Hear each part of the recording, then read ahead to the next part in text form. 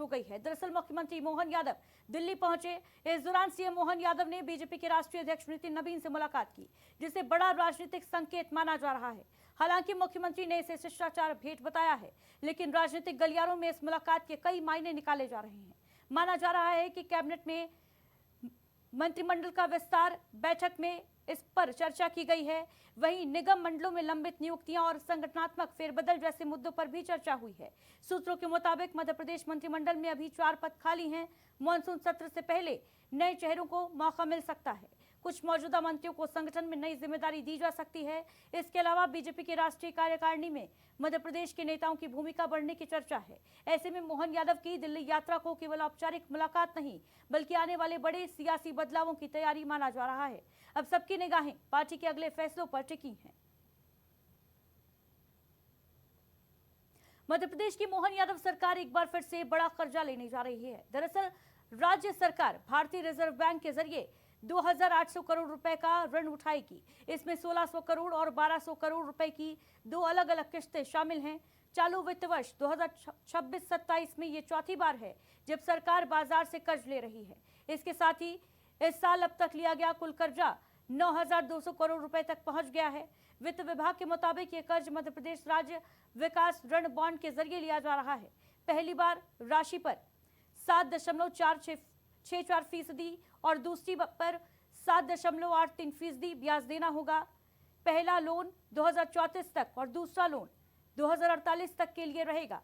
सरकार का कहना है इस राशि का इस्तेमाल सिंचाई, ऊर्जा, कृषि और इंफ्रास्ट्रक्चर जैसे विकास योजनाओं के लिए किया जाएगा।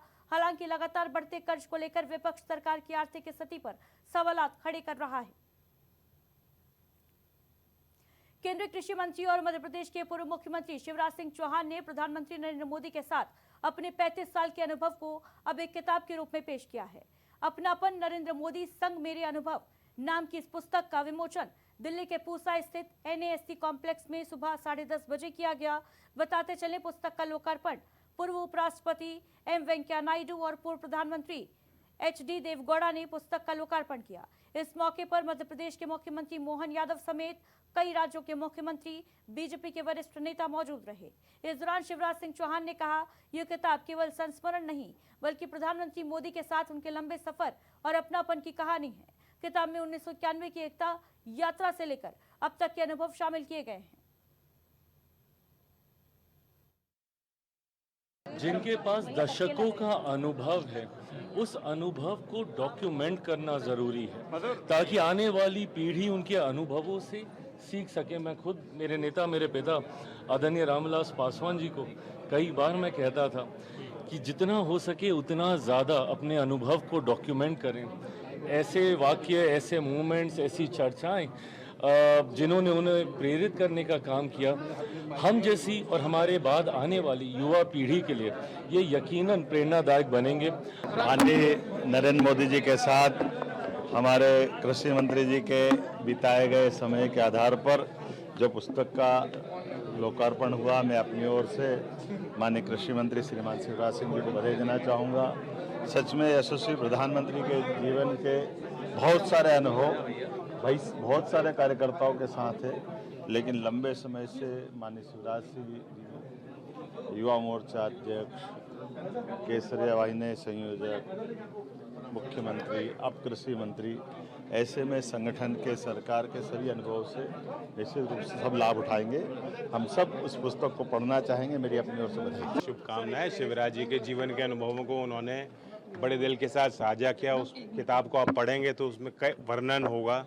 बहुत छोटी छोटी बारीकियों को उन्होंने यहाँ बताया है, गिनाया है और प्रेरणादायक। शिवराज जी और हमारी टीम का पूरा 3 दशक से माननीय प्रधानमंत्री जी के साथ काम करने का हमें अवसर मिला है। अलग अलग रूप में हमने उनको राष्ट्रीय मंत्री के रूप में देखा, राष्ट्रीय महामंत्री के रूप में देखा, मुख्यमंत्री के रूप में देखा, प्रधानमंत्री के रूप में देखा।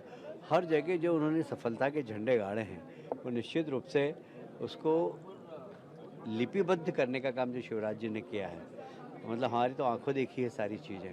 तो मैं शिवराज जी को बधाई देना चाहता हूं कि उन्होंने बहुत अच्छा काम किया। इस पुस्तक से नई पीढ़ी के जो राजनीति में काम करने वाले कार्यकर्ता है, मुझे विश्वास है कि वो इसको इससे सीखेंगे और यह किताब, यह पुस्तक सभी के लिए बड़ी फ्रूटफुल होगी। वहीं ईरान युद्ध के बीच मध्य प्रदेश में महंगाई का असर अब सीएनजी तक पहुंच चुका है। भोपाल में सीएनजी के दाम 10 दिनों में दूसरी बार बढ़ाए गए हैं। राजधानी में सीएनजी 94 रुपए 75 पैसे प्रति किलो बिक रही है। इससे पहले 16 मई को भी करीब 3 रुपए का इजाफा किया गया था। बीते 2 महीनों में सीएनजी कुल 6 रुपए तक महंगी हो चुकी है। थिंक गैस कंपनी ने भोपाल और आसपास के जिलों में नए रेट लागू किए हैं। राजधानी में 25 सीएनजी स्टेशन पर बढ़ी हुई कीमतें लागू हो गई हैं। हालांकि महंगाई के बाद भी सीएनजी वाहनों की डिमांड लगातार बढ़ रही है। बीते 3 साल में भोपाल में सीएनजी गाड़ियों की बिक्री 50% तक बढ़ी है। वजह है बेहतर माइलेज और कम प्रदूषण। वहीं पेट्रोल डीजल के दाम भी लगातार बढ़ रहे हैं। भोपाल में पेट्रोल 114 रुपए और डीजल लगभग 100 रुपए प्रति लीटर पहुंच चुका है। लेकिन ऐसे में सवाल यही है कि क्या आने वाले दिनों में सफर और अधिक महंगा हो जाएगा। नौतपा की शुरुआत इस बार आंधी और बारिश के साथ हुई है, लेकिन गर्मी का कहर अभी भी जारी है। मध्य प्रदेश के निवाड़ी, टीकमगढ़, छतरपुर, पन्ना और सतना में तीव्र लू का रेड अलर्ट जारी किया गया है। खजुराहो और नौगांव सबसे ज्यादा गर्म शहर बने हुए हैं, जहां तापमान लगातार 45 डिग्री के पार पहुंच रहा है। भोपाल और ग्वालियर समेत प्रदेश के 45 जिले हीट वेव के चपेट में हैं। हालांकि इंदौर और नर्मदापुरम में थोड़ी राहत जरूर मिली है। मौसम विभाग के मुताबिक 28 मई से प्री मानसून एक्टिव हो सकता है। कई जिलों में बारिश की संभावना है। नौतपा के दौरान तेज धूप, गर्म हवाएं शरीर पर गंभीर प्रभाव डाल सकती हैं। हीट स्ट्रोक, डिहाइड्रेशन, चक्कर आने जैसी समस्याएं बढ़ सकती हैं। डॉक्टर्स की नसीहत है कि ज्यादा से ज्यादा पानी पिएं, धूप में निकलने से बचें और खान पान में लापरवाही कतई ना करें। खासतौर से बुजुर्ग और बीमार लोगों को अधिक सतर्क रहने की आवश्यकता है। केंद्रीय मंत्री शिवराज सिंह चौहान की पुस्तक अपनापन का दिल्ली में विमोचन हुआ। इस कार्यक्रम में छत्तीसगढ़ के मुख्यमंत्री विष्णुदेव साय, पूर्व प्रधानमंत्री देवगौड़ा और उत्तराखंड के सीएम पुष्कर सिंह धामी समेत कई दिग्गज शामिल हुए। सीएम विष्णुदेव साय ने शिवराज सिंह चौहान को बधाई देते हुए पुस्तक में लिखे कृषि सुधारों और श्रमिक अधिकारों के अनुभव को सराहा। इस दौरान छत्तीसगढ़ में किसानों के कल्याण और विकास कार्यों को लेकर भी वरिष्ठ नेताओं के बीच सकारात्मक चर्चा हुई। इस कार्यक्रम में कृषि और सहकारी संघवाद को मजबूत करने पर विशेष जोर दिया गया। छत्तीसगढ़ के गरियाबंद जिले की देवभोग पुलिस ने चेकिंग के दौरान एक पिकअप वाहन से 130 किलो अवैध गांजा जब्त किया है। पकड़े गए गांजे की कीमत करीब 65 लाख रुपए बताई जा रही है। आरोपियों ने कबूल किया है कि वो इसे ओडिशा से खरीदकर उत्तर प्रदेश के गाजीपुर ले जा रहे थे। एएसपी धीरेन्द्र कुमार पटेल ने बताया कि बीते 4 दिनों में पुलिस ने कुल 325 किलो गांजा जब्त किया है। इसकी कीमत 1 करोड़ 62 लाख रुपए है। जनवरी में इस इलाके के नक्सल मुक्त होने के दावे के बाद तस्करों ने इसे सेफ रूट समझ लिया था, लेकिन मुस्तैद पुलिस ने बीते 2 साल की सबसे बड़ी कार्रवाई करते हुए मंसूबों पर पानी फेर दिया। छत्तीसगढ़ की राजधानी रायपुर के पेट्रोल और डीजल के दामों में एक बार फिर से यहां 2 रुपए से ज्यादा की बढ़ोतरी हुई है।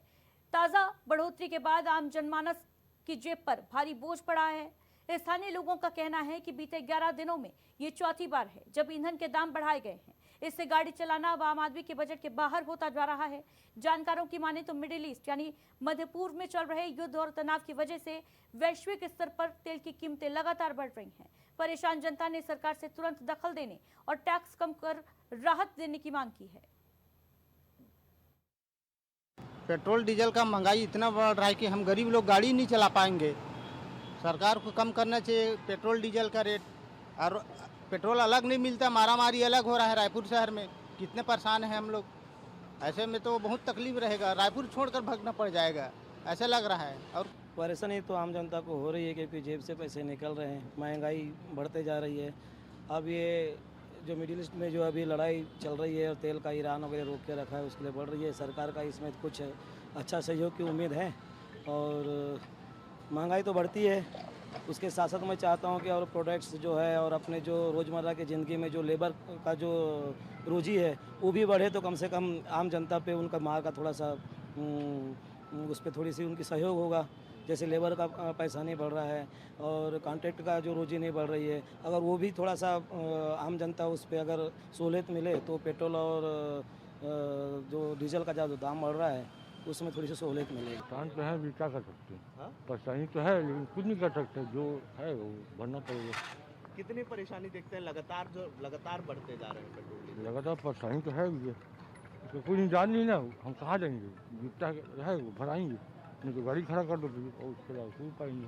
परेशानी मतलब बहुत दिक्कत वाली बात है कि ये पेट्रोल डीजल के दाम बार बार बढ़ते जा रहे हैं। आम आदमी को बहुत दिक्कत हो रही है इसकी वजह से। लगातार पेट्रोल डीजल के भाव बढ़ते जा रहे हैं, हमें गाड़ी चलाने में बहुत परेशानी हो रही है। ऑटो में एक तो सवारी वगैरह भी नहीं हो रही है, और पेट्रोल डीजल के रेट लगातार बढ़ते जा रहे हैं। इस महीने 4 बार रेट बढ़ चुका है, हमें बहुत दिक्कत हो रही है गाड़ी चलाने में। वहीं छत्तीसगढ़ राज्य वक्फ बोर्ड के चेयरमैन डॉक्टर सलीम राज ने ईद उल अजहा यानी बकरीद को लेकर मुस्लिम समाज से बड़ी अपील की है। उन्होंने कहा कि बहुसंख्यक हिंदू समाज और शाकाहारी लोगों की भावनाओं का सम्मान करते हुए कुर्बानी खुले में या सड़कों पर ना दी जाए। खून को सड़कों और नालियों में बहने से रोकें और साथ ही सोशल मीडिया पर ऐसी तस्वीरें या वीडियो बिल्कुल शेयर ना करें। इसके साथ ही उन्होंने सड़कों पर ट्रैफिक जाम से बचने के लिए मस्जिदों में शिफ्ट में नमाज पढ़ने की सलाह दी है।